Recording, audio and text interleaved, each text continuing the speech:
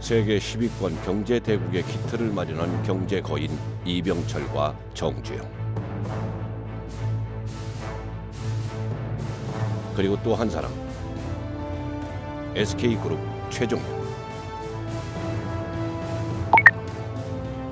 기름 한 방울 나지 않는 나라에서 산유국의 꿈을 위해 성공률 5%에 도전했던 주인공.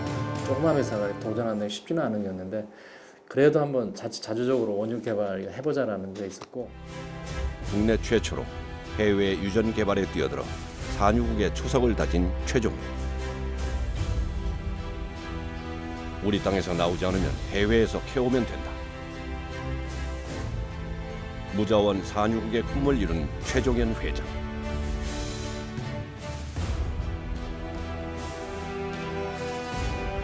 (1974년 10월에) 발발한 중동전쟁.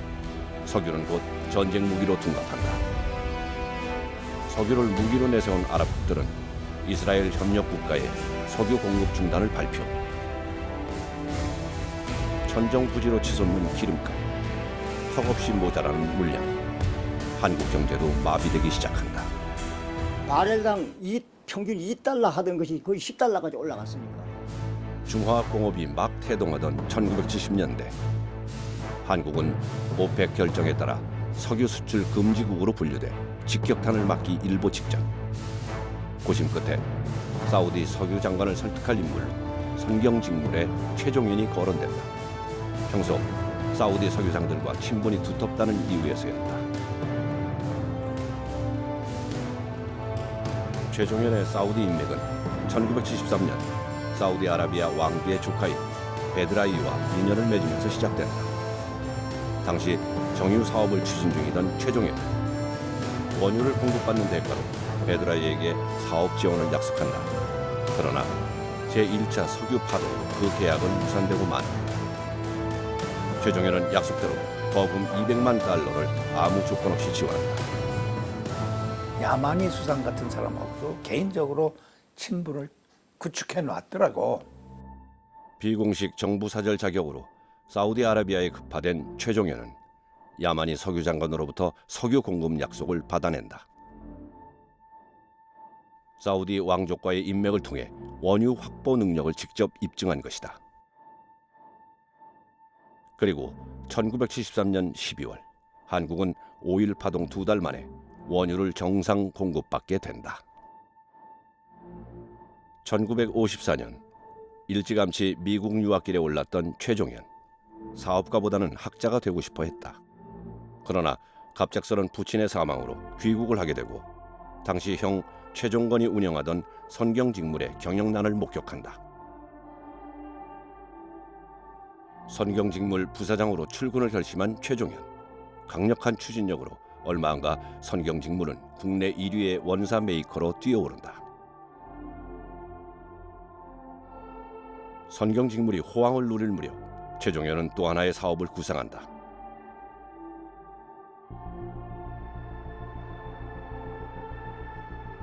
평소 학자의 꿈을 이루지 못해 미련이 남아있었던 그는 장학사업에 관심을 갖게 된다.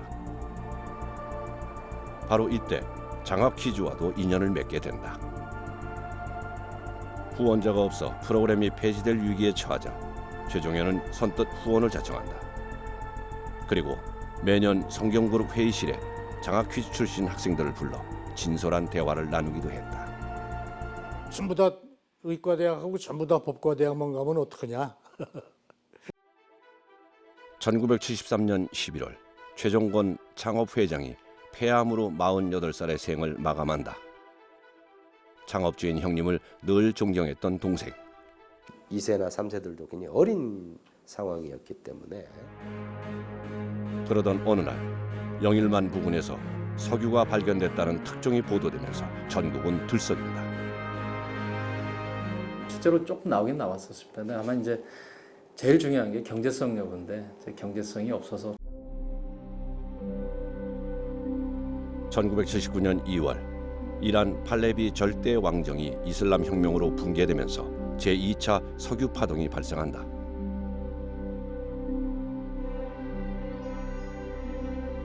대한석유공사의 지분 50%를 가지고 있던 미국의 걸프사는 원유 공급 능력 악화로 상황이 불리해지자 대한석유공사에서 손을 뗀다.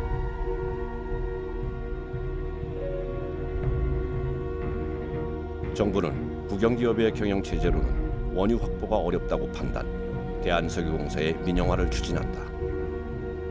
연 매출 1조 원대의 초대형 공기업 유공의 민영화는 재계 최대 현안으로 부상한다. 유공이 매물로 나왔을 때는 이제 삼성이라든가 현대라든가 사실 뭐 다 군침을 흘렸죠. 뭐 황금알을 낳는 거위였으니까.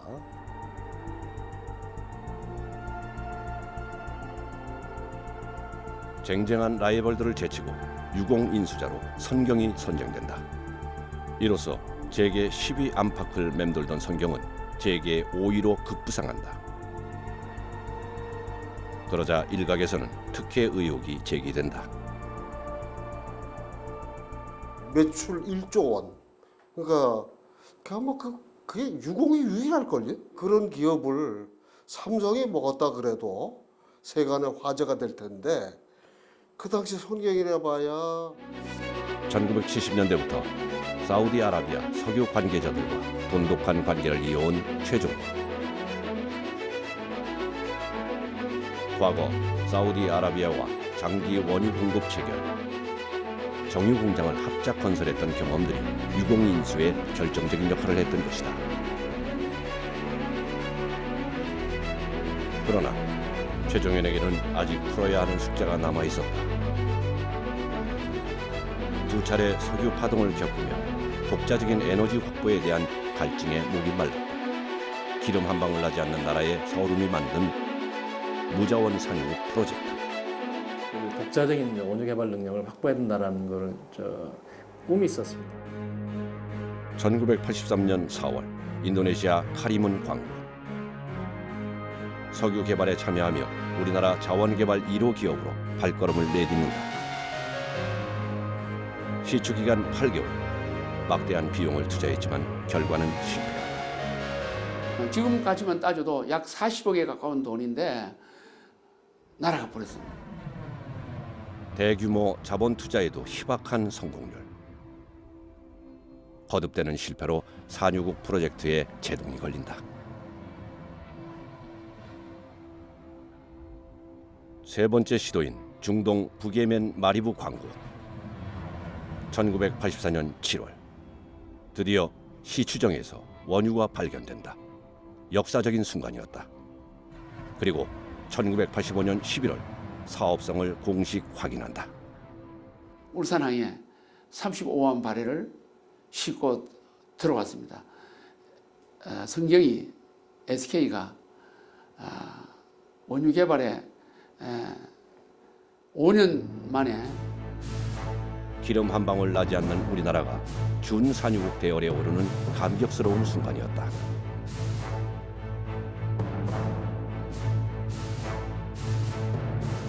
성공률 5%를 향한 끊임없는 도전과 성공.